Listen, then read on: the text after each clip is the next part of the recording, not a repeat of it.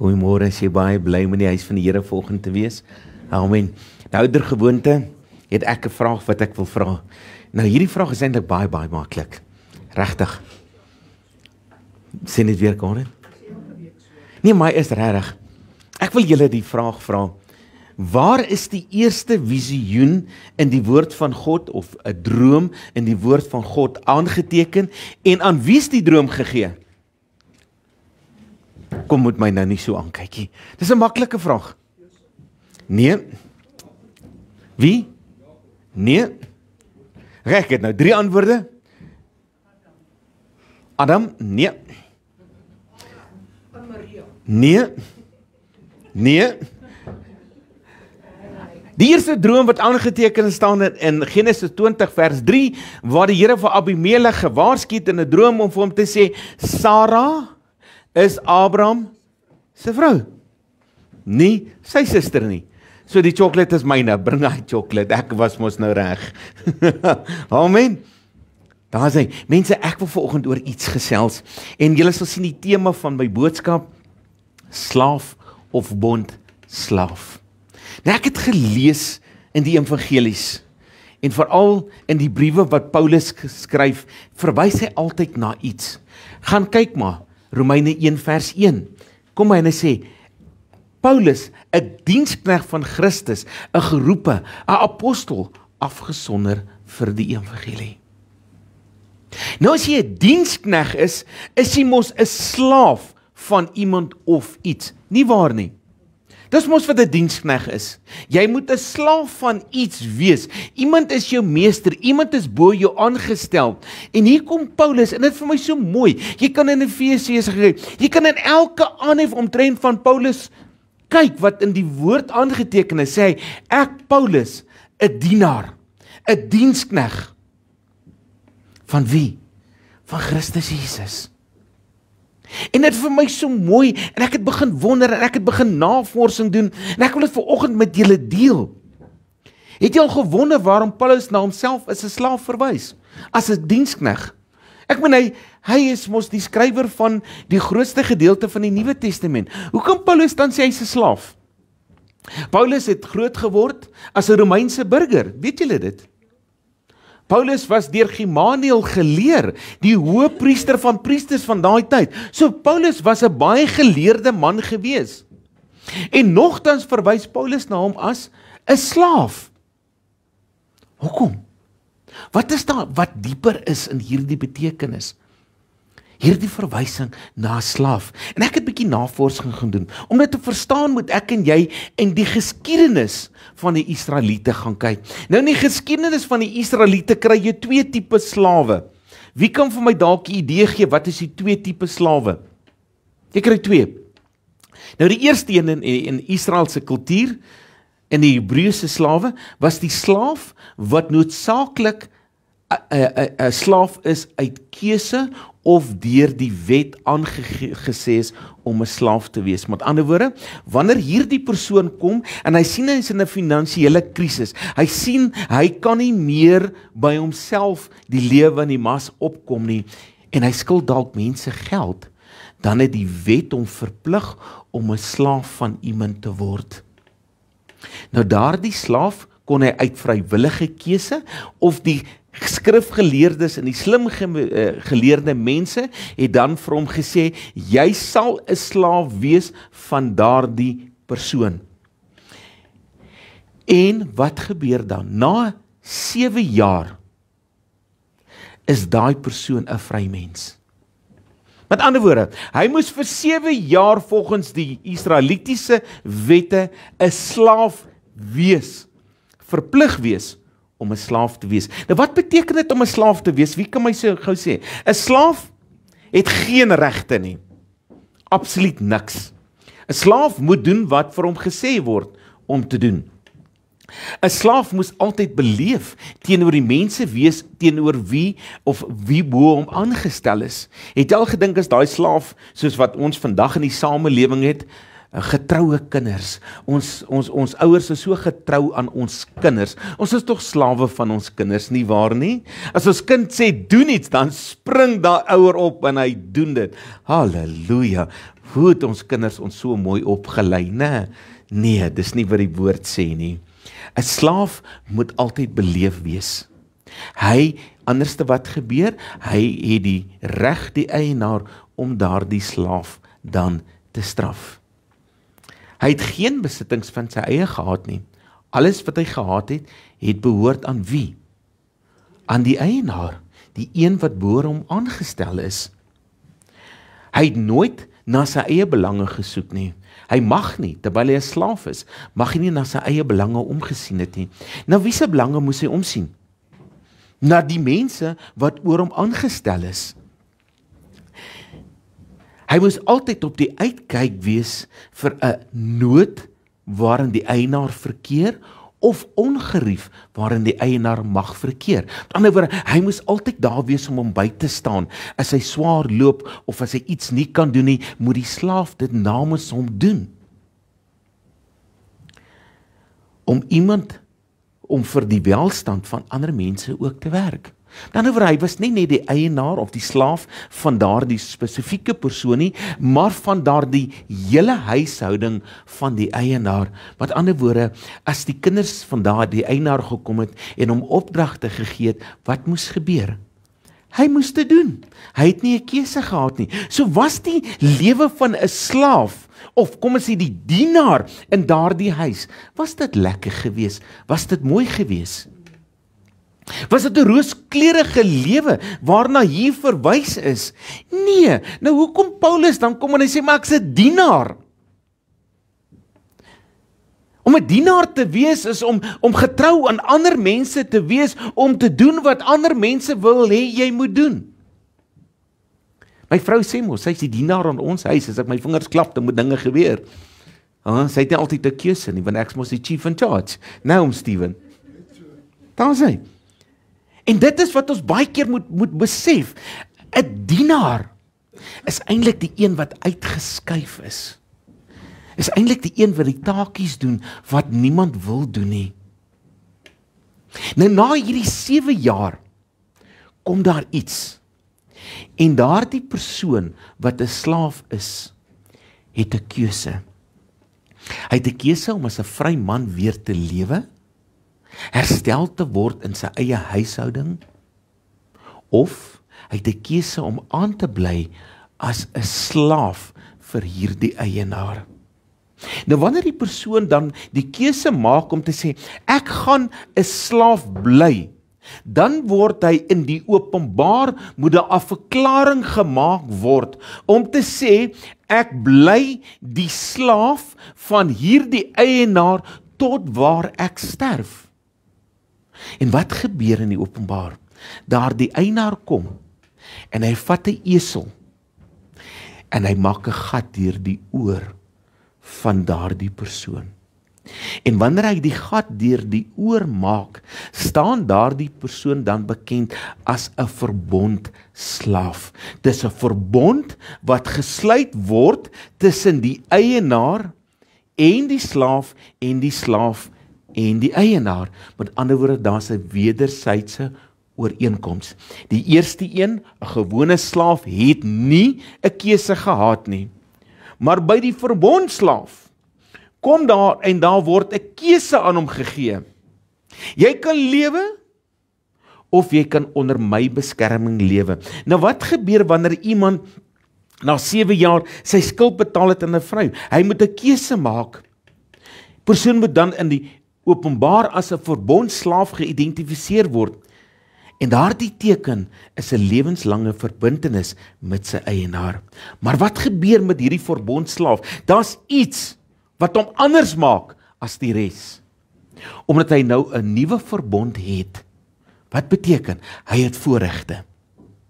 Met ander woorde, hy is nie net sommer 'n normale slaaf wat hierdie klein ongemaklike taakies wat niemand wil doen nie. Nee, hy word na 'n hoër posisie toe geskuif in hierdie huishouding. Met ander woorde, ons sal in die militêre dienste praat, hy's nou nie meer 'n troep nie, Want wat gebeur met troepe? Hulle vra die ons vir die weermag is, hulle kry die taakies wat die ander nie wil doen nie. Daardie taakies wat niemand wil doen nie, dis sy job. Maar nou kry hy bevordering, hy kry hulle one-liner of 'n two-liner, hy kry strepe, dan oor hy kry bevordering. Nou is hy die een wat kom en sê wat gedoen moet word in die huishouding. Met ander woorde, hy het ander voordele bo die slaaf. Hy sal sy baas nog steeds, die eienaar, se wil uitvoer. Sy eienaar sal hom nog steeds beskerm en aan hom voorsien. Hy sal ook die draer word van daardie eienaar se gesag. Sien wat 'n klemverskuiving van die plaas. Van 'n gewone slaaf, nou kom en hy word 'n verbondslaaf. Maar wat gebeur? Hy dra dan die gesag van daardie eienaar. Maar in ander woorde, wanneer hy 'n opdrag aan die ander gegee het om te doen, en hulle wil dit nie doen nie, is dit dieselfde as hulle sê vir die eienaar, nee, ek wil dit nie doen nie. Hy verspeel ook die karaktereienskappe van sy eienaar, want wat word hy? Hy word deel van daardie huishouding, hy is deel van daardie gesag, en hy weerspieël wie die eienaar is.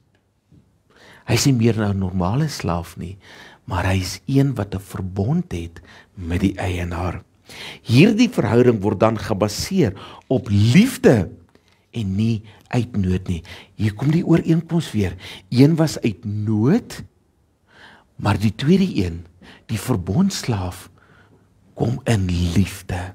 Hy wil daar werk, hy wil daar wees, hy wil onder die gesag van hierdie persoon wees, hy wil daardie persoon se karaktereienskappe aanneem. Hy wil onder daardie gesag staan. In die Nuwe Testament word daar dikwels verwys as slawe van Christus. Nou hierdie slaaf word nie verwys na die eerste een wat niks het nie. Wanneer Paulus na homself verwys as die dienaar, as die slaaf van Christus, verwys hy na die verbondslaaf wat in liefde onder die eienaar wil staan, wat in liefde onder die gesag van Christus Jesus wil staan. Daardie klemverskuiving. Hier kom Paulus en hy praat van 'n doodnormale slaaf wat niks het nie. Hy praat hier van 'n slaaf wat onder die hoofgesag van Christus Jesus staan. En wat is sy taak? Om in liefde die evangelie te gaan versprei. Om in liefde ons te deel wat God van ons verwag. Maar wat beteken dit? Dis nie 'n negatiewe konsep nie, maar 'n positiewe konsep. Wanneer Paulus hier verwys na homself as 'n dienaar, as 'n slaaf van Christus, hy verwys dit nie in 'n vernerende vorm nie, want God sal jou nooit verneder nie. God sal jou optel en hy sal jou verhewe bo die ander as jy 'n verbond met hom maak. En dis waar die klemverskuiving plaasgevind het. Paulus sê, ek is nie 'n normale slaaf nie. Ek is nie een uit nood nie. Ek het een wat 'n verbond met Jesus Christus aangegaan het in liefde. En dit is waar ek en jy vandag is. Wat is die implikasie van hierdie keuse om dan 'n dienskneg, 'n slaaf van Christus te wees? Wat moet ek en jy doen? Eerstens moet ek en jy kom en ons moet 'n keuse maak. Ek en jy staan elke dag voor 'n keuse. En net so kom die Here vanoggend en hy vra weer vir jou die keuse.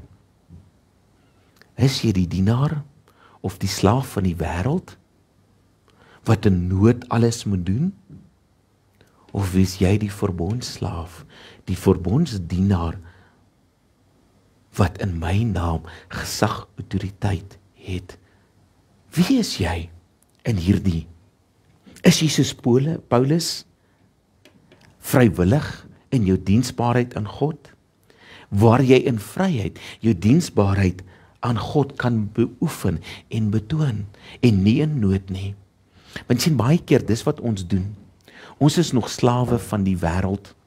Wanneer die nood kom, wanneer die storm kom, dan wil ons gou na God toe hardloop en sê in nood, ek het jou nodig, jy moet my beskerm, jy moet dit vir my doen. God is niemand se spaarwiel nie. En dis baie keer wat ons wil doen. Ons wil van God daardie nooduitkoms soek. Hy moet my nou help. Maar waar Paulus kom en hy sê, as jy vrywillig 'n verbondslaaf, 'n verbondsdienaar is, hoef jy nie in nood na God toe te gaan nie, want hy sal weet wat jy nodig het. Hoekom? Daar's 'n verhouding tussen jou en God. Daardie vryheid en die diensbaarheid wat ek en jy het, wat vra dit van my en jou, om dan 'n verbondsdienaar of slaaf van Christus te wees? Wat vra dit vir jou? Wie van julle wil 'n slaaf of 'n verbondslaaf wees? Watter een van die twee wil jy wees? Ek wil 'n verbondslaaf wees. Want dan is daar sekere autoriteit en gesag in my gegee in die huis van die Here. Maar wat moet ek doen om daardie status te kry? Nou ek het nou gesê, jy moet 'n keuse maak. En daai is 'n vrywillige keuse in liefde. Daardie slaaf het na sy eienaar toe gegaan en gesê, ek het 'n keuse. Ek is na 7 jaar 'n vry mens, maar ek kom en ek maak die keuse. Ek wil onder jou leef. Met ander woorde, dit is 'n ooreenkoms in liefde wat gesluit word. En dan word ek en jy moet na Jesus Christus toe gaan. En eerstens moet ons totale oorgawe maak. Nie halfte nie, nie 5 nie, nie 10% van jou lewe nie. Ons sê dit dan altyd, ek wil die Here jou God met my hele hart, met my hele verstand, met alles wat in my is, dien. Met ander woorde, wat sê ek? Ek wil totale oorgawe maak. Ek wil afhanklik wees van die leiding van daardie persoon. Daardie slaaf is absoluut afhanklik van die leiding, die beskerming en die guns van daardie eienaar aan wie hy trou beloof het. Dan word hy doen totale oorgawe. Kind van God, het jy al totale oorgawe aan God die Vader, die Seun en die Heilige Gees gemaak. Want wanneer ek en jy totale oorgawe maak, word ek en jy 'n verbondsdienaar in Christus Jesus. Ons doen dit nie omdat ons moet nie. Ons doen dit omdat ons in liefde dit graag wil doen. Dan moet daar gehoorsaamheid wees, is dit nie? Ek moes dan nie maak en breek en my eie reëls maak om dan aan te pas in die huis van die Here nie, of as ek 'n verbondsdienaar is, kan ek mos nou nie vir die eienaar kom sê, hey, jou reëls is nie reg nie, change 1, 2, 3, 4, 5. Wat gaan gebeur? Daardie verhouding gaan skipbreuk lê en ek gaan 10-10-1 weer 'n normale slaaf word. Met ander woorde, ek onderhou die reëls en die regulasies van daardie huishouding. Is dit nie so nie? Met ander woorde, wat moet ek en jy doen as ons 'n verbondslaaf is? Ons moet die reëls en die regulasies van wie nakom? Van God die Vader, die Seun en die Heilige Gees, soos vervat in sy woord.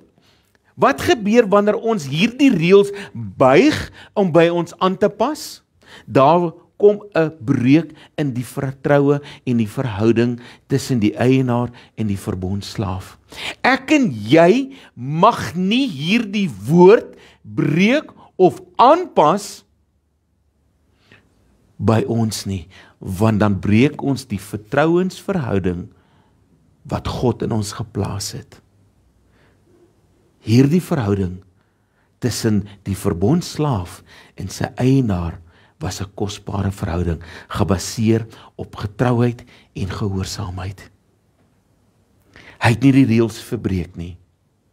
Inteendeel, hy het toegesien dat die reëls nagekom word. Ek en jy moet toesien dat hierdie reëls van God gehoorsaam word in ons huishoudings, in die kerk, in ons gemeenskap, want jy is nou die gesagdraer van die eienaar van die mensdom, en sy naam is Christus Jesus. Diensbaarheid. Dis wat Paulus hier so mooi kom sê. Hy sê ek is 'n dienskneg. 'n Dienskneg is wat? Hy's diensbaar aan wie? Aan sy eienaar, nie uit nood of gedwonge nie, maar in vrywilligheid. Nou die ander ding is, hoe diensbaar het ek en jy geword vir die eienaar wat ek en jy in liefde aanvaar het, Christus Jesus. Hoe diensbaar is ek en jy vir die geloof? Hoe diensbaar is ek en jy aan mekaar? Of is ons nog 'n slaaf van die wêreld? Of het jy 'n verbondsslaaf, 'n verbondsdienskneg van God geword? Dit beteken diensbaar, getrouheid, opoffering. Dis wat dit beteken om 'n kind van God te wees. Dis wat dit beteken om 'n verbondsdienaar te kan wees. Hoe was Paulus? Paulus was diensbaar. Paulus is gehoorsaam. Paulus het opoffering gedoen. Vir wie? Vir die mense wat hy bedien het met die evangelie. En dis die grootste probleem in vandag se moderne kerk. En baie keer met leraars, en ek sê dit met baie respek. Ons wil mos gesien word. Ons wil mos bedien word. Maar ons wil nie meer dienaars word van God se woord nie. Ons wil dienaars van die wêreld word. Daarom buig ons die woord om aan te pas. By wie? By die mens. Om 'n dienaar van God te kan wees soos wat Paulus was, is om die woord korrek oor te dra. As sonde sonde is dit sonde. Dis nie buigbaar nie. Ek wil vandag vir jou vra, is jy nog die slaaf van die wêreld of is jy 'n verbondsdienaar van God? Dis tyd dat ons as kinders van God van ons heilige peddelstoel afklim en begin eerlik met mekaar wees, eerlik met jouself wees. Is ek nog 'n slaaf van die wêreld? Of is ek nog 'n slaaf van my eie omstandighede? Of het ek 'n slaaf, 'n verbondsslaaf, 'n verbondsdienaar van God geword?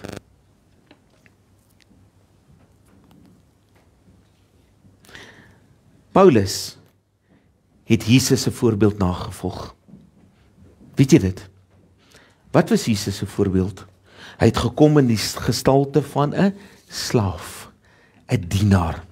Hy het 'n dienaar van wie geword? Van die wêreld om die wêreld te kom red. Volg Jesus se voorbeeld as dienskneg. Jesus was bereid om die vuil werk vir my en jou te doen. Weet jy dit? Toe hy aan die kruis gehang het, was hy die een wat die vuil werk van die mensdom kom doen het, om die herstel in die koninkryk van God te bewerkstellig. Ja. My God het dit gedoen, my Jesus het dit gedoen. Hy het my vuil werk, my gebrokenheid aan die kruis kom herstel. Want hy was 'n dienaar van wie? Van God die Vader in liefde. Hy was bereid om die disippels se voete te was, om die minste te wees. En ons kom baie keer in die kerk en ek soek 'n titel, ek soek aansien, want as ek mos niks. Dis die grootste leuen van die wêreld, 'n titel. En ek het al baie keer gesê, 'n titel gaan my nie in die koninkryk van God kry nie. Inteendeel, Openbaring 20 vanaf vers 10 tot 15 sê iets anderste. Daai titel gaan vir my 'n dubbele maat van oordeel besorg. So voordat jy titel najag, maak seker wat die prys is van daardie titel. Daarom wil ek vandag vir jou sê, hy het die vuilheid van die disippels se voete gewas. Dis hoe diensbaar hy was aan die mens. Hoe diensbaar is ek en jy vandag? Eerstens aan God, tweedens aan my eie huishouding, my familie, en derdens hoe diensbaar is ek aan my naaste. Want die Here sê, ek moet my Here, ek die Here jou God lief met my hele hart, met my hele verstand, met alles wat my een. En daaraan gelyke moet ek wat? My naaste lief hê soos jouself. Doen ons dit? Die antwoord is nee. Daarom is ons nog steeds slawe van wat? Van die wêreld.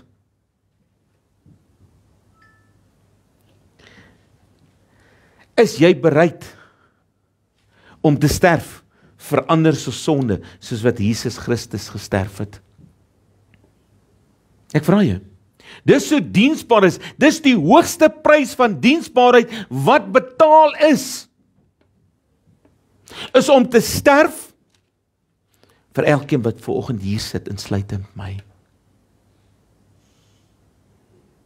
Hy het die band van slawerny gebreek en die nuwe verbond, die nuwe verbondskneg, dienskneg, kom sluit met die wêreld. Die vraag is, waar staan jy? Die grootste hartseer van vandag se samelewing. Ons het slawe van die wêreld geword. Waar hulle slawe geraak het van toksiese verslawing, alkohol en dwelms. Hierdie mense word van die mees selfsugtigste mense op die planeet, waar hulle hele families en almal intrek. Wanneer ons slawe van die wêreld is ons verslaaf aan die sonde van die wêreld, die plesier van die wêreld, die wanorde van die wêreld. En wanneer ek en jy slawe van die wêreld is, trek ons die ander mense saam met ons in. Maar ek onthou toe ek self deel van die wêreld was, as my broer gebel het, ek het hom cousin brother genoem, vra vir Elsa, sy sê julle vertel, dan was ek eers teen daar met die brandewyngglas. En dan het ons die mense om ons ingetrek. Maar die dag toe ek my hart vir die Here gee, toe dit verdwyn. En weet jy, al daardie skynbare vriende het weggeraak, en ek het ware vriende in Christus Jesus ontmoet. Wat diensbaar, verbondsdiensknegte van Jesus is.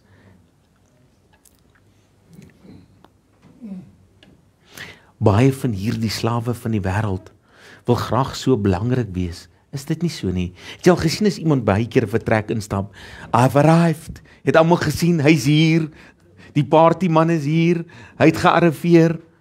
Want wat dink hy? Hy dink aan homself en hoe belangrik hy is. Wat sy aansien hy by mense kan kry, in plaas van daarvan om ander te bedien. Hy wil tog raak gesien word. Is dit nie so nie? Ja, man, ek wil mos ook raak gesien word.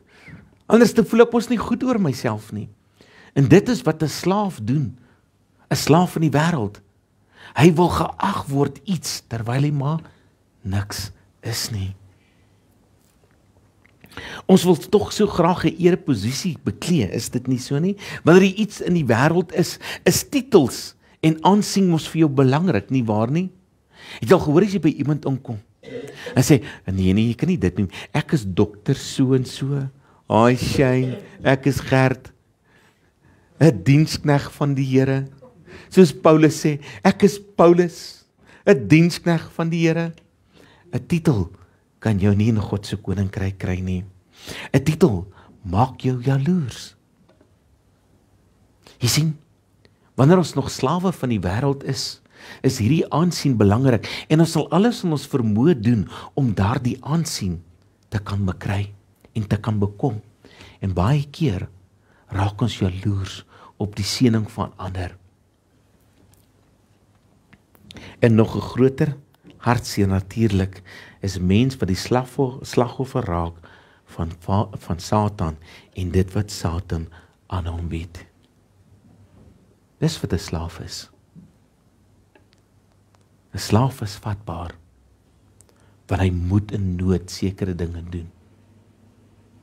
Maar Paulus kom en hy sê, ek's 'n verbondsdienskneg, want ek het in liefde myself oorgegee aan wie? Aan God. Dit is tyd, geliefde, dat jy vanoggend dieselfde vraag moet vra. Is ek nog 'n slaaf? Of is ek 'n verbondsslaaf wat in vryheid en in liefde oorgawe aan God die Vader, die Seun en die Heilige Gees gemaak het? Waar is jy vandag? Is jy 'n slaaf? Of is jy soos Paulus wat kom en sê, ek's die verbondslaaf van Christus Jesus. Nou dit beteken iets, 'n diensknegt van Christus Jesus. Filippense 1 vers 1, en ek lees in die 20 vertaling, Paulus en Timotheus, diensknegte van Christus Jesus, aan al die heiliges in Christus Jesus, wat in Filippense is, en ook die opsieners en die diakens. Met ander woorde, wat kom beklemtoon hulle? Ons is diensbaar. Diensbaar aan die koninkryk, en diensbaar aan diegene wat Christus Jesus soek. Die tweede een, jy moet werkers wees. En dis baie keer die probleem. Ons wil nie meer werkers wees van wat? Van die evangelie. Paulus kom en hy sê, ek is 'n diensknegt, ek is 'n arbeider, vir wie? Vir Christus Jesus, van wat? Van die evangelie, van die waarheid, van die woord van God. En wat gebeur in die moderne kerk, in die moderne mens? Ons het sitters geword. Ons wil bedien word, ons wil gesien word in die kerk. As jy mos by die deur instap, moet almal sien hoe netjies ek is, en ek het weer my swart das aan. Moenie worry nie. Ons wil tog so gesien word, in plaas van, ek wil 'n dienaar wees. Waarmee kan ek help? Here, wat kan ek vandag vir u doen? Here, hoe bruikbaar is ek vandag vir u? Dis tyd dat die kerk moet opstaan. Dit is tyd dat die stoele warm moet word. Dat jy 'n werker word, van wat? Van die evangelie. Hy sê dan vir ons in Matteus 28 vers 19 en 20, gaan dan heen en maak disippels. Hy sê nie leraars nie, hy sê nie iemand anders, hy sê jy wat sê, ek is vandag 'n verbondsdienaar.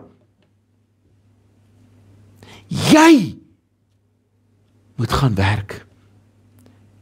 En ek wil vandag vir jou vra as werker, hoe lyk jou familie? Hoe lyk jou familie? Ek wil vandag vir jou vra as werker, hoe lyk jou verhouding met God? Want ons moet daaraan werk. Elke dag, elke oomblik. Ek wil vandag vir jou vra, hoe lyk jou werk in die koninkryk van God? Hoeveel siele het jy al vir God gewerf? Of is jy nog 'n slaaf van die wêreld? Of is jy verbondslaaf in Christus Jesus? Hy sê vir ons in 2 Timotheus 2 vers 15, lê jou daarop toe om jou voor God te stel as iemand wat die toets deurstaan het, as 'n arbeider wat hom nie hoef te skaam nie, wat met die woord van die waarheid reguit pad aandui. Luister mooi wat hy sê in 2 Timotheus 15. Skaam jy jou vandag? Wie wanneer skaam jy jouself vir iets? Is wanneer jy nie iets gedoen het nie. Daarom sê Paulus, ek skaam my nie oor die evangelie nie, want dit is my krag tot redding. Ek is nie skaam om 'n kind van God te wees nie. Want hoekom? Ek is 'n verbondsdiensknegt van God. En daardie diensknegt was nie skaam om te sê wie sy Here is oor wie hy oor hom aangestel is nie. Daarom vra ek jou vanoggend, is jy skaam? Ek is nie skaam om te sê ek is 'n kind van God nie. Ek is nie skaam om te sê wie bo my aangestel is nie. Wie my eienaar is nie. Sy naam is Christus Jesus. Hoekom lewe ons asof ons skaam vir God is? Hoekom? Omdat ons nog 'n slaaf van die wêreld is? Of het jy werklik oorgawe gemaak? Het jy werklik gegaan laat dit die esel deur jou oor druk om te sê, ek's 'n verbondskind van Christus Jesus? En hy sê dan, die laaste punt, ek wil met dit afsluit. Hy sê, jy moet 'n dienaar wees. 1 Timotheus 4 vers 6. Wanneer jy hierdie dinge aan die broers uitwys, sal jy 'n goeie dienaar van Christus Jesus wees, gevoed met die woord van die geloof en die goeie leer wat jy noukeurig navolg. Sal jy hierdie dinge uitwys. Wat doen 'n dienaar? Hy gaan wys uit wat fout is, sodat dit in die huishouding herstel kan word. Maar waar doen hy dit? Volgens die meester se riglyne van daardie huishouding. Nie sy eie reëls nie, nie sy eie styl goed nie. Nee, volgens wat? Die goeie leer van wie? Van Christus Jesus. Wanneer ek en jy teregwys, moet ons dit doen in liefde. Nie om iemand anders te benadeel nie, of af te kraak nie. Daarom vra ek jou vanoggend, en ek sluit met dit af, geliefde. Wie is jy? Is jy 'n slaaf? Of is jy dalk die een wat sê, my skuld is betaal, ek het nie 'n redder nodig nie, want dis mos hoe ons lewe, want na my 7 jaar is ek mos nou 'n vry mens, ek kan mos doen wat ek wil, of het jy gesê, nee Here, ek wil vandag die verbondsdienskneg, die verbondsslaaf van U wees. Soos wat Paulus gekom en gesê het, Here, ek is U dienskneg, want ek het U aangeneem. Ek wandel onder U kleed.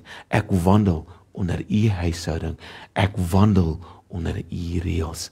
Waar staan jy vanoggend, geliefde? Is jy nog die slaaf van die wêreld? Of het jy gekom en gemaak soos daardie dienskneg en gesê, gee my Christus se els. Kom druk hom deur my oor, sodat almal kan sien, ek is 'n verbondskind van Christus Jesus. Ek is 'n verbondsdienaar vir Christus Jesus. Amen en amen. Kom sluit die oë. Liefdevolle Vader, Here, dankie dat ons vanoggend weer die voorreg het, Here, om net voor U te kan stil raak, Here. Ja, Here, soos wat Paulus kom, Here, en Paulus dit so mooi duidelik stel, Here. Here, ek het oorgawe gemaak. Here, ek het my lewe vir U gegee, Here. Here, ek het gekom en Here, met daardie Damaskus ondervinding, Here. Here, het U die els deur die oor gedruk, Here. En Paulus het gekom en gesê, nou is ek 'n dienaar van God, Here. Here, ek wil nie gedien word nie, Here. Maar ek wil die mens kom dien met die volle waarheid. Here, so staan baie van ons, Here. Here, dalk is ons nog dienaars van die wêreld, Here. Here, dalk hou ons nog van die plesier van die wêreld, Here. Dit wat 'n skeidsmuur tussen my en U is, Here. Maar Here, ek bid vanoggend, Here, dat ons opnuut, Here, sal terugkyk na hierdie woorde van Paulus, waar hy kom en sê, maak my 'n dienaar, 'n verbondsdienaar van U, Here.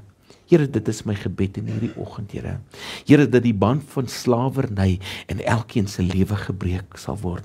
Here, daardie band van sonde, daardie band, Here, wat hom vashou, Here. Want Here, U het dit aan die kruis vir ons gebreek die dag aan daardie kruis van Golgotha, toe U gesê het, Here, dis volbring.